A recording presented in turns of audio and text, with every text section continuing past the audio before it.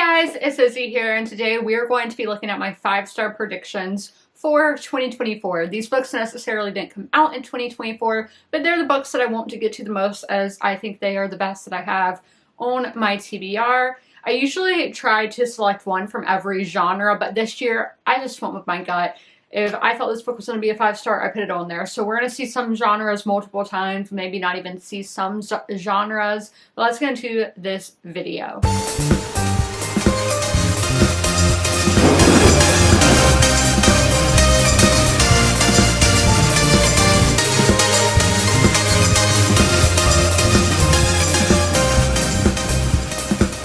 First, we have Torch by Cheryl Strayed. This is a book that is very much about familiar relationships. That means within the family. This mother, she gets diagnosed with some kind of cancer. I don't remember what type exactly that diagnosis has on her children, her husband, who is the stepfather to her children. So we see the impact it has on all of those people.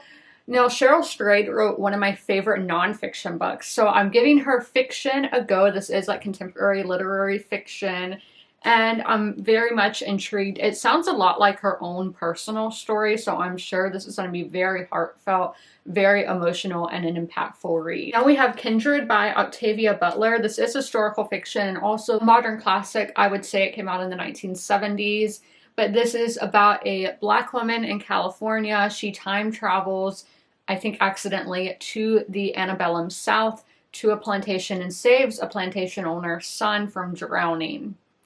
Now, that is a lot to take in, and I love the time travel trope. I love the setting of the antebellum South. I love to see stories that take place there, and since this is such a well-known book and such a classic, and it does have a TV series now, I do have faith that Octavia Butler will do a good job with these tropes and plot points. Believe it or not, I do have a fantasy book on this list, and that is A Day of Fallen Night by Samantha Shannon. Look at this beast. This is set in the same universe as Priory of the Orange Tree. This is a prequel following 4 different women and the impact that they have on this world. I love Priory of the Orange Tree. It's one of my favorite fantasy novels. It probably is my favorite standalone fantasy, so I cannot wait to be placed back inside that universe. And I love that we're following female characters and how women can have such a big impact, even if it is in a medieval setting. Now, a very popular historical fiction, and that is Demon Copperhead by Barbara Kingsolver. This is about a character, I'm always like, is it Damon? And I'm saying demon, I don't know. But he is a boy who is born to a teenage mother in Appalachia, and this just goes through really showing Appalachia as a character. I think it's really going to make that setting come alive. We have several books like that, and I love Charles Dickens' writing and how he does his characters. So to see a modern retelling of Charles Dickens, I think is going to be a lot of fun, and I love the setting. One of my favorite books last year was Betty by Tiffany McDaniel, and I think this book has a lot of similar themes of setting that Betty has, is showing the poverty, nitty-gritty rural America. Next, we have Northwoods by Daniel Mason. This is a newer release, and when I heard about this book, I was like, oh my gosh, that is for me. This is a cabin in the woods in New England in the United States, and we see it from very early on in the United States history all the way to the present day. We have Victorians, we have Puritans, modern people, so we're seeing a wide array of characters, but I think of New England really intrigued me, and I love when we have a house that somewhat becomes a character itself, and that it is a house that we're going to be in for centuries. That's one of my favorite tropes. I've seen it done poorly though, so it is always kind of scary going in with that. I've heard such good things about Northwoods. This was a finalist for the Pulitzer Prize, and I saw it on so many people's best books of 2023. So hopefully it will be on my best books of 2024 and a 5-star prediction for me. And I just love this cover. I see a lot of different covers for this book, but this one is a standout. I absolutely love it. Now we have a book that I heard about through Bookstagram, and that is Horse by Gerdeline Brooks. This is a horse girl book. A discarded painting in a junk pile, a skeleton in an attic, the greatest racehorse in American history. From these strands, a Pulitzer Prize winner braids a sweeping story of spirit, obsession, and injustice. We had 2 timelines, one in Kentucky in 1850, 3 timelines actually, New York City in 1954, and Washington, D.C. in 2019. I love multi-timeline books, and as I said, I am a horse girl, and this is taking place with like race horses in Kentucky, and I love Kentucky. I have gone to the bluegrass country there several times, and I've gone on tours of horse farms and horse racing tracks. I don't know exactly what you call those, but I was a horse girl, and I love horses. One day I will own horses. That's one of my goals in life, is to own a horse farm. Yeah. So men with money, hi. I'm joking. But the setting really intrigues me, and then the premise of horse racing and then going all through different time periods in history with that. In 2023, I came across a lot of new favorite authors, and one of those is Otesha Mossfegh. This is Eileen. So this one has a very like big plot description, so I'm just gonna read it to y'all. The Christmas season offers little cheer for Eileen Dunlop, a young woman trapped between her role as her alcoholic father's caretaker and a home whose squalor is the talk in the neighborhood, and her day job as a secretary at the boys' prison, filled with its own quotidian horrors. Consumed by resentment and self-loathing, Eileen dreams of escaping to the big city. In the meantime, she fills her nights and weekends with shoplifting, stalking a buff prison guard named Randy, and cleaning up her increasingly deranged father's messes.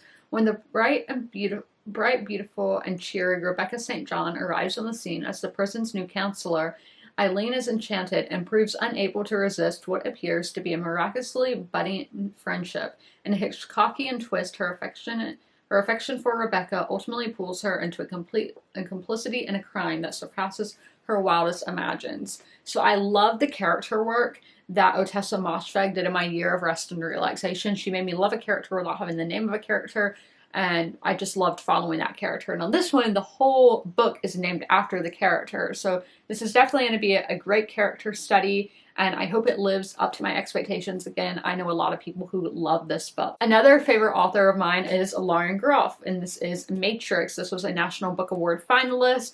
I've read pretty much half of what Lauren Groff has written, so I only want to add to that and read more of her books. This takes place in, I think, the 12th century, but in medieval times, following nuns, and this woman was working for Eleanor of Octane and gets sent to a nunnery and is like the lead nun there.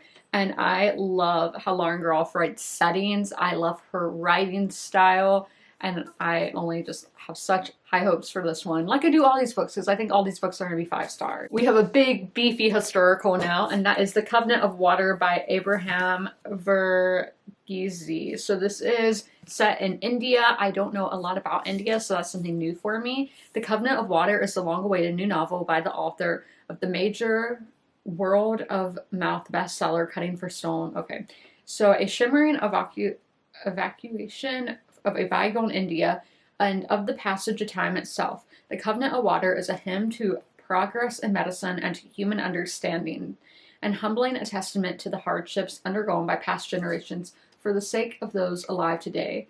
Imbued with humor, deep emotion, and the essence of life, it is one of the most masterful literary novels published in recent years. So we are following 3 generations, is it 3? Yeah, 3 generations of one family from 1900 to 1977. So again, I love generational tales that just go for a long time.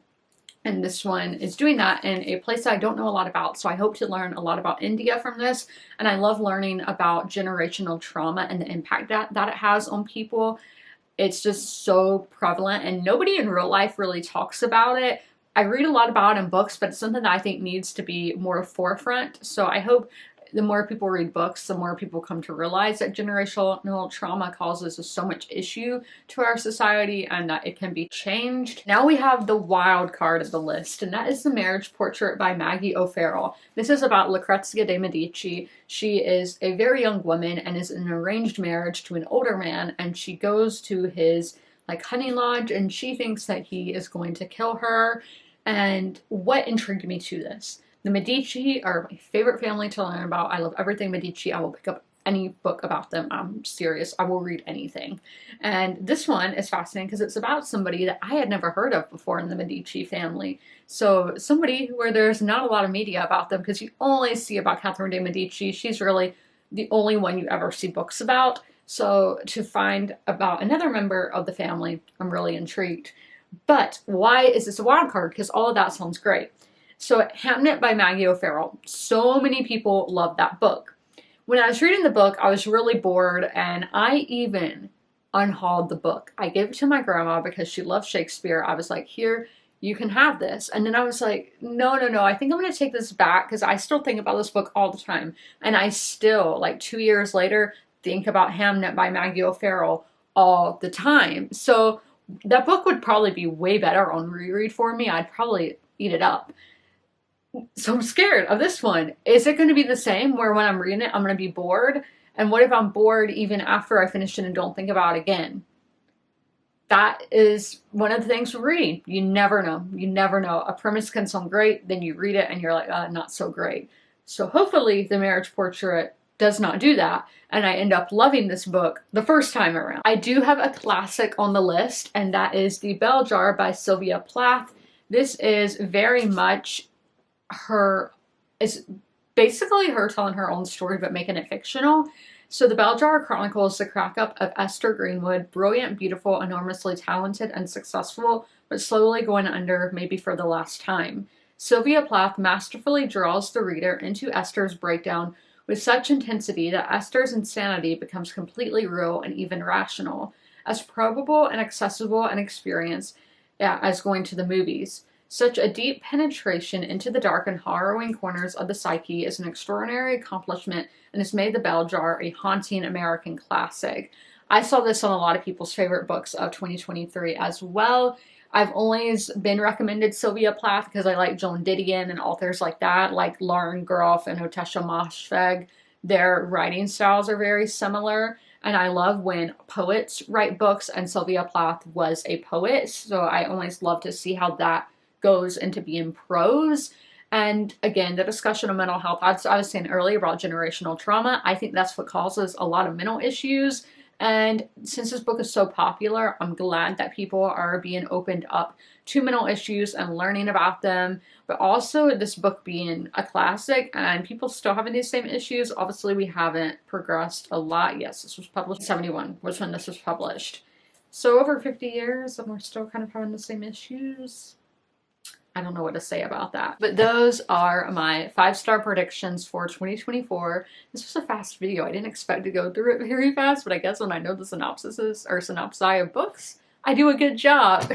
But I hope you guys enjoyed this video. If you made it all the way through, leave a book stack emoji in the comments below. And if you guys would like to find me on any other social medias, my link tree is down below in the description box of this video. If you guys would like to follow me on TikTok, Facebook, Instagram, or wherever you might find me. And I do have a blog post about all these books as well, going in depth on the synopsi and of why I think these books will be 5 stars. If you guys would like to check out my blog, it's linked down below as well. But as always, comment, rate, and subscribe. And don't forget to ring that notification bell to be notified when all my videos go live. I'll see you in the next one. Bye.